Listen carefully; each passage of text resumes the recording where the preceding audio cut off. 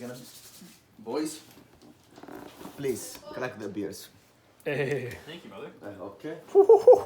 Chicken shawarma pizza, okay. Getting the fight going. They don't want ketchup, trust me. So, check out this pizza. You guys don't believe that I actually eat carbs? We do. We got Sam, Felice. Wow. Make sure to find. Oh yeah, these boys help me out. Like if I have brothers, I wouldn't like them as much as I like these guys. Okay, they helped me out a load today, filming some very important videos. And you know, we got this whole pizza here. You know, Marvin, nice with the boys. We're gonna watch Mike Tyson get a boxing match in, and I'm gonna tell you a couple tips about carb backloading in this video. So we basically all carb backloaded today. I mean, everybody fasted. The boys fast. The boys ketose it up. Literally. Great, man. So great. Yeah, and we got a nice, the beers, the low carb beers that Sam got for us here, so obviously. Are you even allowed to? You could also consume some alcohol, but some tips for carb backloading. I'll make this short and sweet. I mean, Mike Tyson's not fighting for like another 2 hours, so what is wrong? We got time. Okay, so a lot of people ask, like, should you just have like the fast digesting carbs and you carb backload? On one hand, yes, that is better.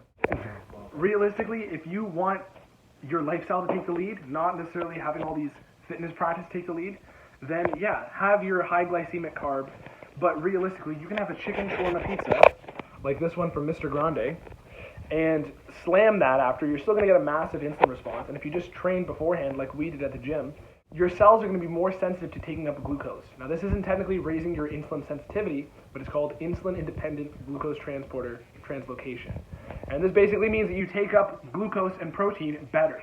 Now, granted, on a big frickin' pizza meal like this, you want to take a digestive enzyme, okay? Because you're mixing a lot of macros, the pH of your stomach is going to be, you know, kind of in a conflict because you're mixing a lot of acidity from the protein and a bit of alkalinity from the carbs. So you want to have a digestive enzyme. What? And on top of that, especially if you're mixing in alcohol or beer, something starchy, but this is a low starch beer, which Sam hooked us up with.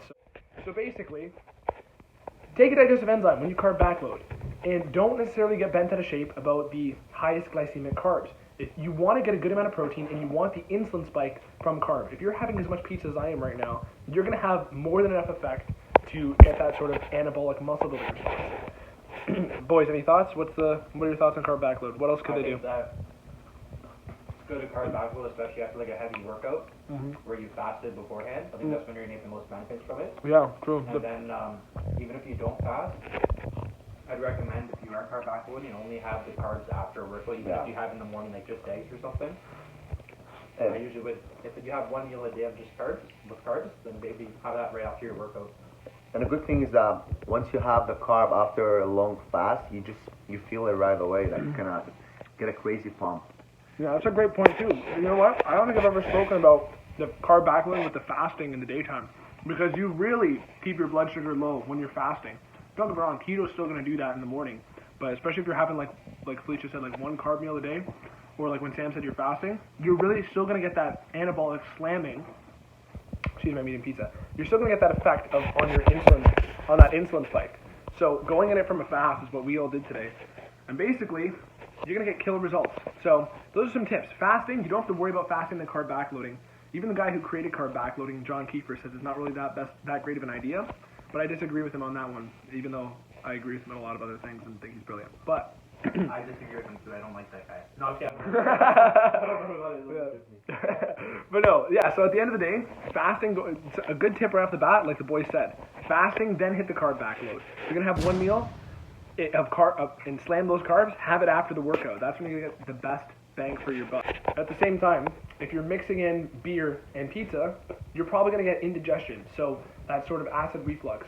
That's a great time to take apple cider vinegar before eating the meal, because you're going to get a better glucose response from taking the apple cider vinegar, and it's also going to add to the acidity of your stomach, break down that food, because a lot of acid reflux comes from not enough acidity in your gut. People will tell you it's from too much, it's actually from not enough. So people say, oh, you have acid reflux, take some Tums, it'll lower it, right? That means you need more.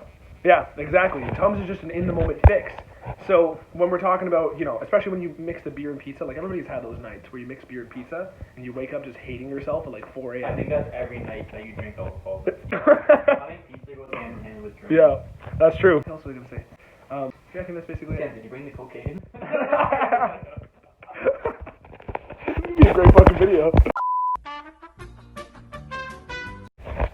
Yeah, so closing notes on this too. If you're having very gluten-heavy foods, like this pizza, absolutely take a digestive enzyme, especially something with bromelain. But basically, take that because you're going to hate yourself if you are sensitive to gluten in any way. And also, if you have a hard time figuring out which carbs are like generally okay for what I'm kind of recommending here, look up the glycemic index of the carb. If it's anything over 60-ish, it'll generally it'll work decent in practice. You know, you don't have to get too meticulous about it, but of course the higher glycemic the better. But realistically, things like pizza make this effortless and the lifestyle a lot funner. I think that's pretty much good, fellas. I don't know. There's a couple quick tips on carb backload. You know, we got Mike Tyson, we got the pizza, the beers, you know, digestive enzyme. There's a couple quick tips on carb backload just to give you guys some something to work with, you know, some extra strategies. Fellas, anything else in your mind besides that delicious pizza? You can eat whatever carbs you want on keto as long as you drink olive oil first.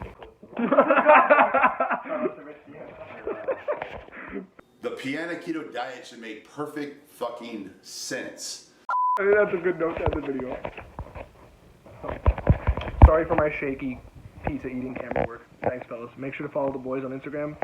I'm going to have their Instagram links pop up right here. Okay, follow them on Instagram. Peace.